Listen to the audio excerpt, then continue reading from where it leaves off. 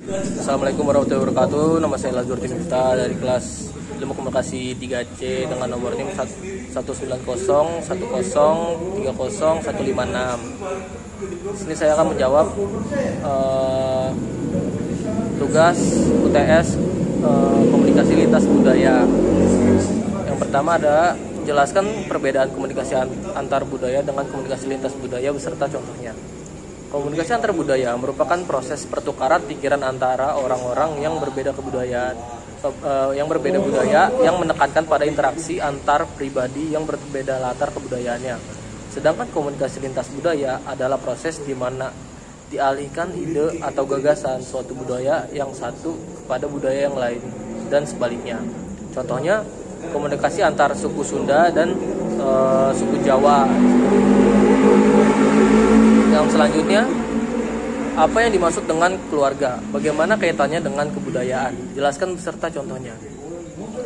Keluarga merupakan unit paling dasar dalam struktur sosial yang menurunkan identitas yang dapat membentuk nilai paling dasar dalam suatu masyarakat.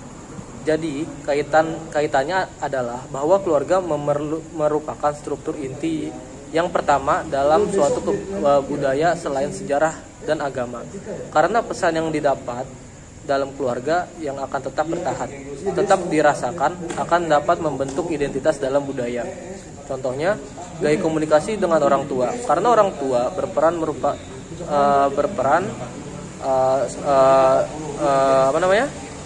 berperan sebagai role model bagi anak-anaknya.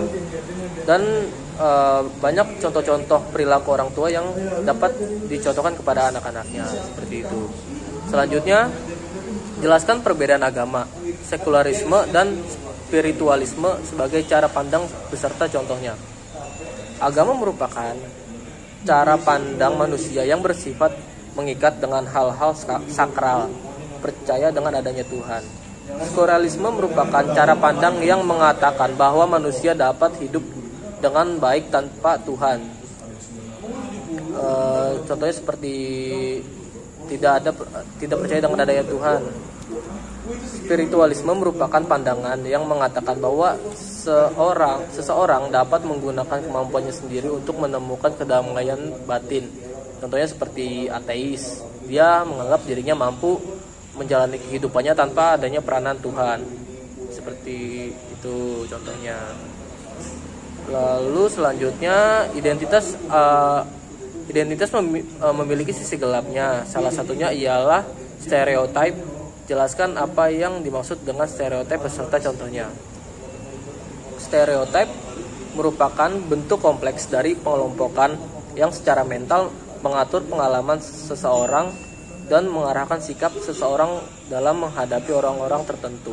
Contohnya stereotip etnis. Orang Bali memiliki stereotip ramah dan baik hati pada orang-orang asing. Dan contoh yang lain seperti halnya orang Jawa yang terkenal dengan kesopanannya dan keramahannya. Dan selanjutnya,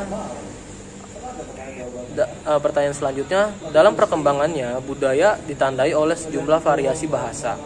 Jelaskan apa yang Anda ketahui tentang aksen, dialek, slang, dan branding beserta contohnya.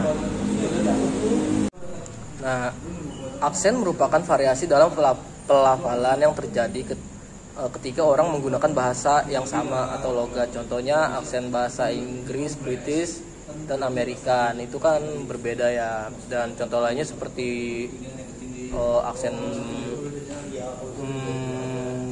Betawi dan bahasa Indonesia. Karena kalau bahasa Indonesia kan bahasanya lebih baku. Kalau misalkan bahasa Betawi kan karena ada imbuhan, biasanya ada imbuhan di belakangnya, kayak kemana jadi kemane, seperti itu. Dan yang selanjutnya ada dialek. Dialek merupakan variasi pelafalan juga, namun berbeda di kosakata, tata bahasa, dan tanda baca, mencirikan seseorang dari ciri fisik yang identik. Contohnya seperti ketika kita melihat orang berkulit putih, bermata sipit, pasti kan pikiran kita langsung tertuju pada orang Tionghoa, karena ciri-ciri fisik tersebut merupakan ciri identik orang Tionghoa. Selanjutnya ada slang. Slang merupakan cara untuk menandai identitas sosial. bahasa yang contohnya seperti bahasa serapan atau seperti kayak apa yang namanya plesetan, contohnya kayak misalkan anjing diganti jadi anjay, nah seperti itu. Selanjutnya ada branding. Branding merupakan promosi suatu hal agar bisa dikenal oleh orang lain. Branding ini contohnya seperti mempromosikan diri sendiri agar terlihat beda dari orang lain. Misalnya ada seorang anak yang